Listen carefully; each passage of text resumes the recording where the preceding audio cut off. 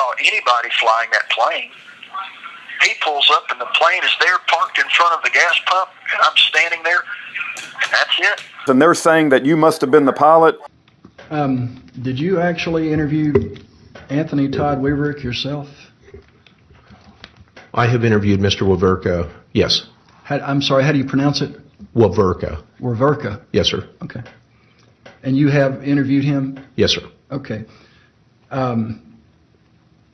Did he ever tell you that he ever saw me in this plane, or just that he saw me there at the airport and there was a plane there? I need to find out that contact, and I need to write them because I need to report that my plane's been stolen. Yeah. And, Steve Sweat apparently stole my plane. Alright, so the time has come to discuss what I feel is craziest lie by Michael Parsons I've run across. And that is that Mike denies flying the plane that he bought and he was found next to in Nebraska, in Arapahoe. Basically, he denies flying it. Keep in mind that Mike, claims to be a pilot. In the Wolf trial, he claimed to be a pilot. So, anyways, this is Mike's pre-sentence investigation report.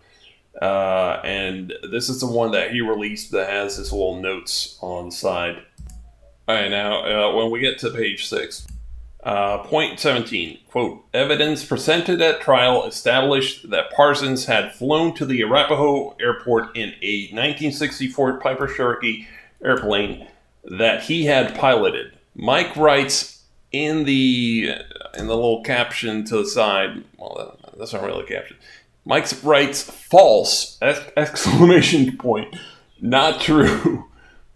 Keep in mind that Mike admitted that he flew the plane during the trial. Just a couple of weeks, when is this from? This is after the trial. Shortly after the trial, Mike has already forgotten that he said that he piloted the plane. On point 18. On or about January 12th, 2017, Anthony Todd Weverka, the president of the Arapahoe Airport Board and an employee at the airport. This is how petty Mike is.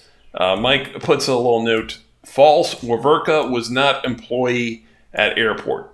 This is technically true, but it's completely irrelevant to bring it up. But Weverka is not an employee at the airport. That's true.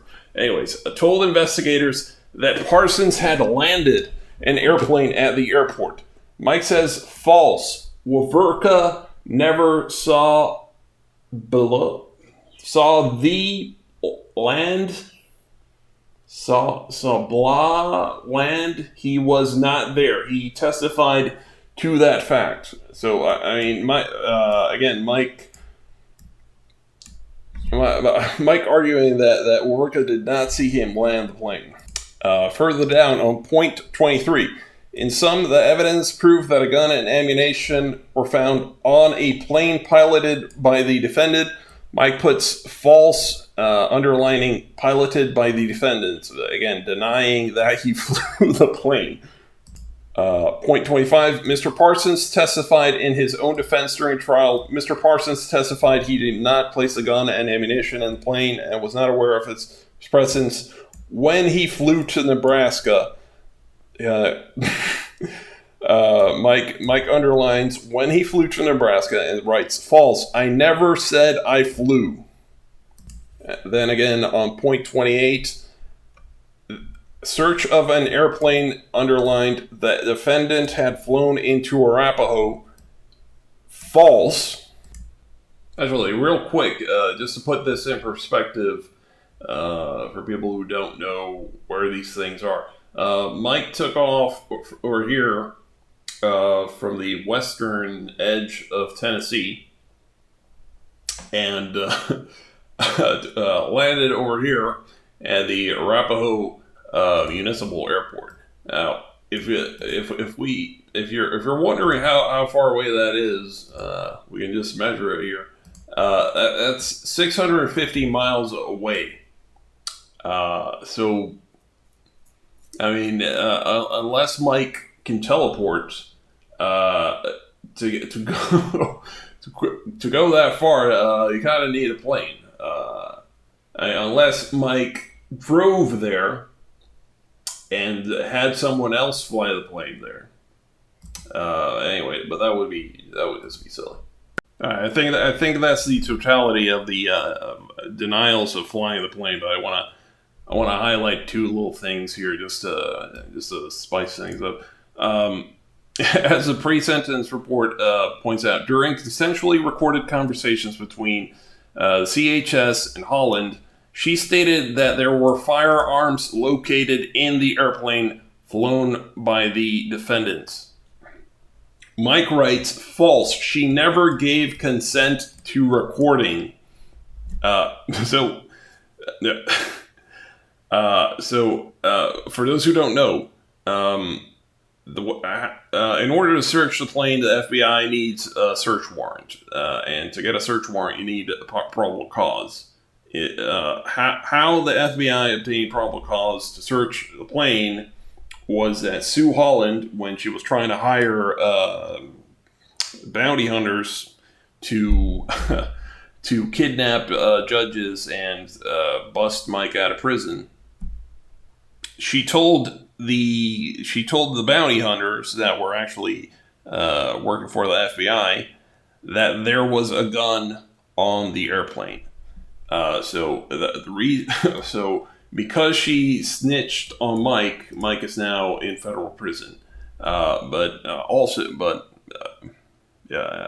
in addition to that, the fact that Sue Holland knew that there was a gun on the airplane means the gun was not planted by the FBI. Because if the gun had been planted by the FBI, Sue Holland would not have known that the gun was in the plane. The fact that Sue Holland knew that the gun was there means that Mike told her the gun was there either before he flew to Nebraska or after in prison phone calls. Or a third option is that Pat Parsons knew that Mike had gone to Nebraska with a gun on the plane.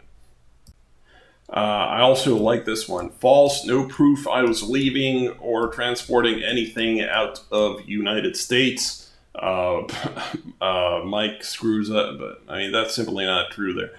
Because Mike during the trial and the hearing said that he was going to the Chilcotin Nation, which is in what's it called? British Columbia, Canada. So Mike did say that he was trying to leave the United States multiple times, but here he denies it. I also like this one on point 20, and I'll explain why it's good here. They describe the gun as a Rock River 5.56 LAR-15 assault-style rifle. Mike writes in the caption, "It is not an assault rifle nor an assault-style rifle." Let's go. I'll explain why this is funny. Okay, so if you go to mikeparsons.org, when you go to his public notice, Mike talks about the shooting and the assault thing. As I got to the top of a hill, I saw a heavy-set man in a white shirt and shorts shooting an assault rifle with a long, high-capacity banana clip. So Mike accuses Laxton of owning an assault rifle, which actually I think he's got a picture of it here. Yeah, here we go. As you can see here, this is what Mike calls an assault rifle. It's one of these little Ruger 22s. It's for that's basically the smallest caliber you can get.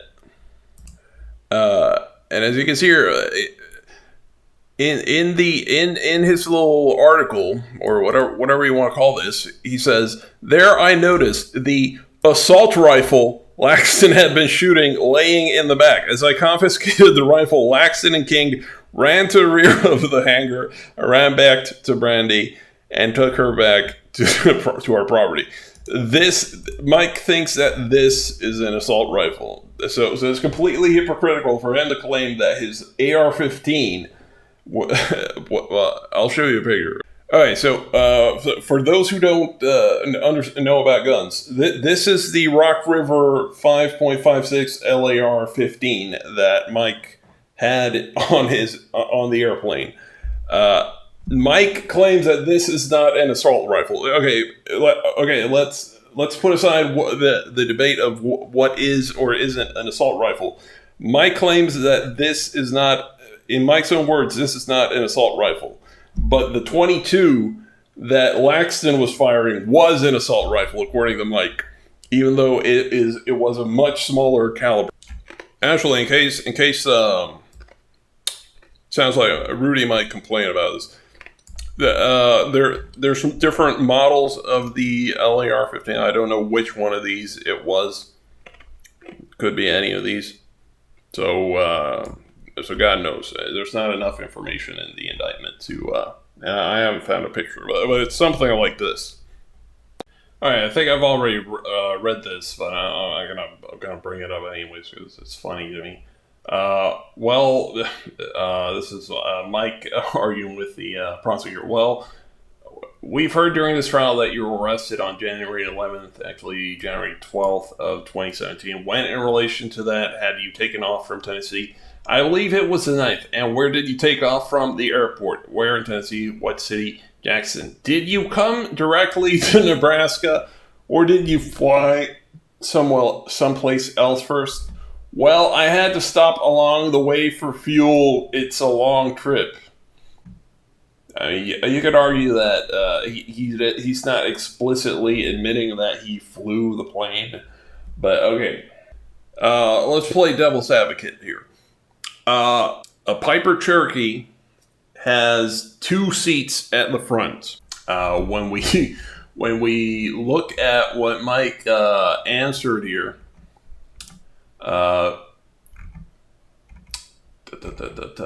did you come directly to Nebraska, or did you fly somewhere else first? What Mike says is, well, I had to stop along the way for fuel. It's a long trip. Did you do any overnight stops anywhere? I did. Mike says I had and I did. I is singular. If there was a second guy on the plane that actually piloted the plane, Mike would have said, we did, and we had to stop along the way for fuel. The fact is, Mike here is saying that he was alone in the plane, flying, not piloting, but he's saying that he was the only person on the plane. Now, a Piper Cherokee it does not have autopilot. It's not, it probably has autopilot. That's not what I meant. It's not a self-flying airplane. Somebody had to control the plane to move it up and down and left and right. And since Mike is the only person on the plane, that means that Mike was piloting the plane. So, I mean, it's just completely insane for Mike to be saying, up to this point, still up to this point, to be saying that he did not fly the plane. It doesn't matter if people didn't see Mike flying the plane. We have logic, and we can conclude based on the indirect facts here that Mike flew the plane. I don't know if Mike doesn't understand that, or he thinks that someone has to see him actually fly the plane, or maybe he thinks it's a legal argument here that sort of like that you can't use logic or circumstantial evidence in a trial. I don't know. I think, to me personally, I think Mike really doesn't understand that if you see that you can indirectly make conclusions here.